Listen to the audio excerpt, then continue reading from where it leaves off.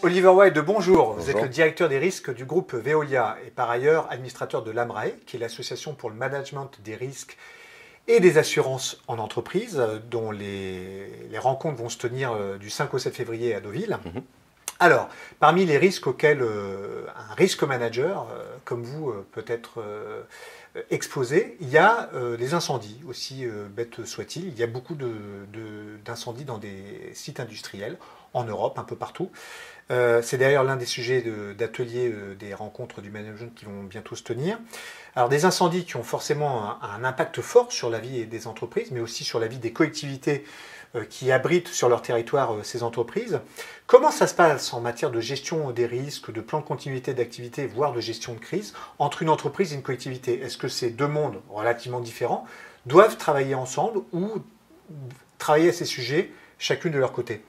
Alors, les incendies sont clairement un risque pour les opérationnels qui gèrent des sites industriels.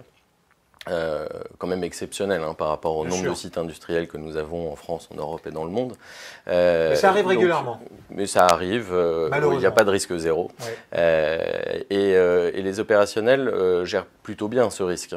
Donc, par une anticipation du risque, une bonne gestion du risque, des dispositifs de protection et aussi des dispositifs de gestion de crise qui permettent de minimiser l'impact de l'incendie ou de l'incident et un retour à la normale rapide. Certes, il y a un impact sur les collectivités et les personnes, les habitants dans les environs. Bien sûr. Donc c'est vraiment un travail qui doit se faire en cohérence avec la collectivité. Et oui, parce qu'une collectivité n'est pas dotée forcément d'un risque manager. Les grandes villes sans doute, mais une petite commune, on sent bien que souvent elles sont démunies quand il y a de tels risques qui surviennent. Donc du coup, est-ce qu'il y a des rencontres régulières entre les entreprises, les responsables, les élus locaux, pour se tenir au courant de ce que les uns et les autres font, de manière à ce qu'il y ait une bonne communication, que la tuyauterie soit bien branchée en termes d'information? Tout à fait. Donc en fait, l'expertise en général est plus développée au sein des entreprises et des gestionnaires opérationnels sont tous des risk managers quelque part de leur site. Les collectivités, on ne voit pas beaucoup le rôle de risk manager, bien qu'il y ait une montée en puissance de ce rôle, une prise de conscience de la nécessité d'une part, identifier ces risques, de les cartographier et de développer les moyens de mesure. La formation, ça passe aussi par de l'information. Est-ce qu'il y a des circulaires, des papiers qui sont transmis des entreprises vers les élus pour bien lister les sujets, les éveiller à l'existence d'éventuels risques, lister des produits dangereux qui peuvent être présents sur un site industriel? Ce genre d'informations? Alors, si on prend le risque, par exemple, catastrophe naturelle, elles se multiplient, les catastrophes naturelles. Ce que l'on constate, c'est qu'il faudrait davantage de dialogue pour justement partager cette expertise qu'ont les opérationnels ou le privé sur la gestion des risques avec les collectivités. C'est pour ça que l'AMRAE, d'ailleurs, dispense une formation spécifiquement pour les collectivités. Le dialogue est important, puisque si chacun développe son plan, sa stratégie de gestion du risque, chacun de son côté, on peut se retrouver dans une situation, comme on a pu le voir, où l'industriel est complètement imperméable à l'inondation, par exemple, à protéger son site comme il le devait, mais, par exemple, elle ne peut pas fonctionner car les travailleurs ne peuvent pas venir à l'usine puisque le risque n'a pas été suffisamment géré au niveau du territoire. Très bien. Alors, vous évoquiez la formation distillée par l'AMRAE à destination de collectivités territoriales. En quoi consiste-t-elle? Combien de temps ça dure? Et surtout, qu'est-ce qu'on y apprend? Qu'est-ce qu'un élu local peut apprendre dans une telle formation?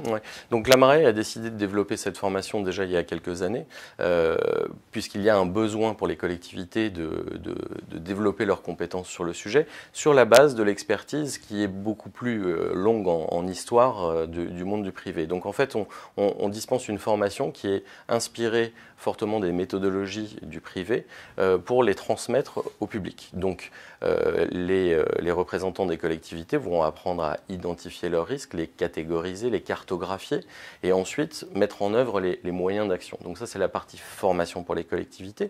Ensuite, on parlait d'information qui est plus peut-être sur le travail de la collectivité vers ses habitants.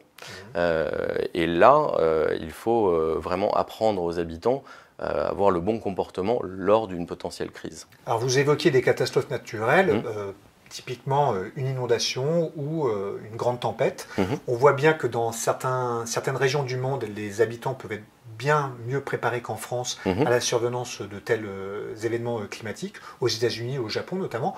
En France, c'est peut-être un peu moins le cas. Est-ce qu'à l'instar des sirènes avec lesquelles on a grandi, qui sonnaient tous les mercredis midi, est-ce que voilà, le point clé, c'est pas la bonne information, non pas, on ne va pas apprendre aux citoyens de la gestion des risques, mais bien les informer sur la nature des risques qui peuvent survenir, de manière à ce que chacun vive tranquillement. Alors tout à fait, je pense qu'il est indispensable que la collectivité puisse communiquer à ses habitants la façon dont ils gèrent le risque, c'est-à-dire quels sont les risques et comment on les appréhende au niveau de la collectivité.